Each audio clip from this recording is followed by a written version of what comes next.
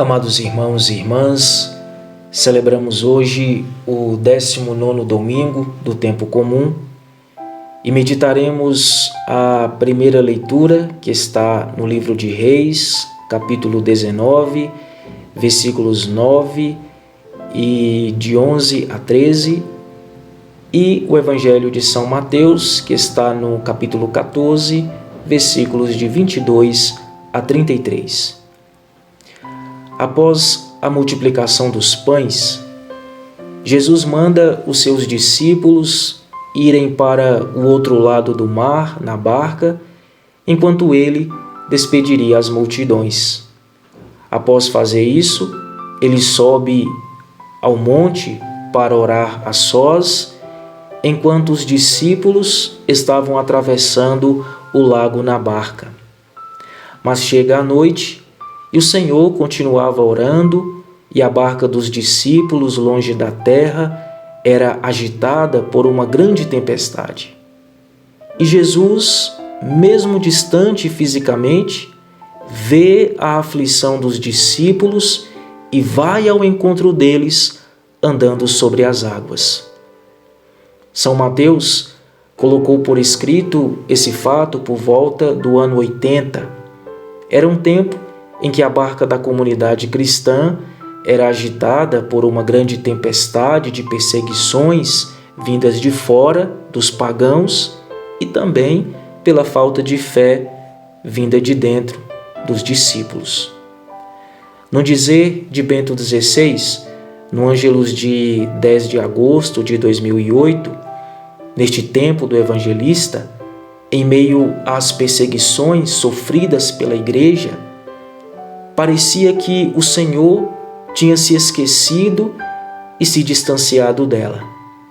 Era essa a sensação dos discípulos naquele tempo. E também não é essa a nossa sensação nestes tempos turbulentos em que vivemos? Não parece que o Senhor se esqueceu e se distanciou de nós?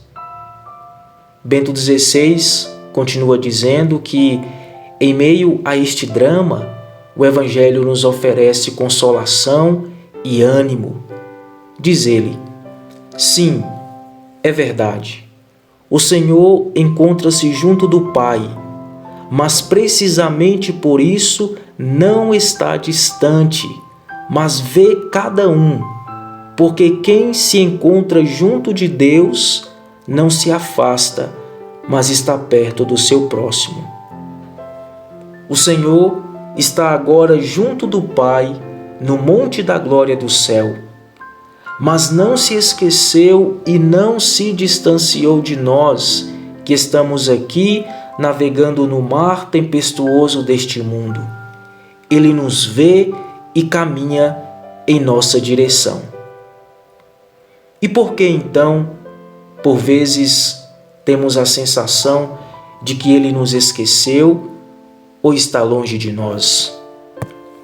Na primeira leitura, o profeta Elias, cansado e afligido por muitas tribulações, se refugia numa gruta no Monte Horebe e Deus o manda sair, pois ele iria se manifestar.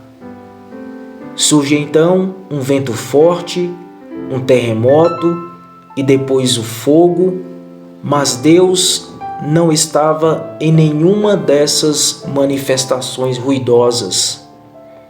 Veio por fim o murmúrio de uma brisa leve e aí Deus estava.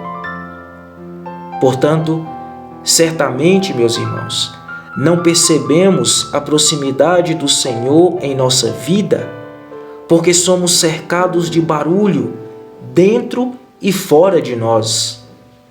Se nos distanciamos dos ruídos, da agitação de nossa vida e das vãs preocupações, e nos refugiamos no silêncio e no murmúrio suave da oração, perceberemos o Senhor muito próximo de nós e até mesmo dentro de nós, no mais profundo de nossa alma, sussurrando em nosso coração: coragem, sou eu, não tenhais medo.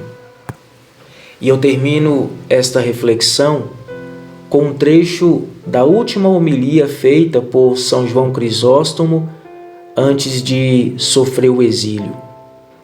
Dizia ele: Ele garantiu-me a sua proteção. Não é nas minhas forças que eu me apoio. Tenho nas minhas mãos a sua palavra escrita. Este é o meu báculo.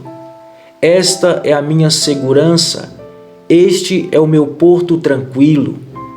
Ainda que o mundo inteiro se perturbe, eu leio esta palavra escrita que trago comigo, porque ela é o meu muro e a minha defesa.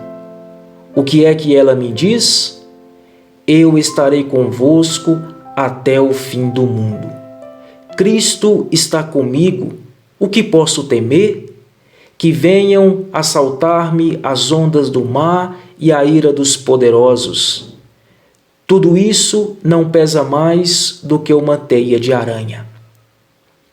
Rezemos com o salmista com toda a confiança. Senhor, Tu és o meu refúgio e a minha fortaleza. Confio em Ti. Amém. Deus abençoe você. Em nome do Pai, e do Filho, e do Espírito Santo. Amém.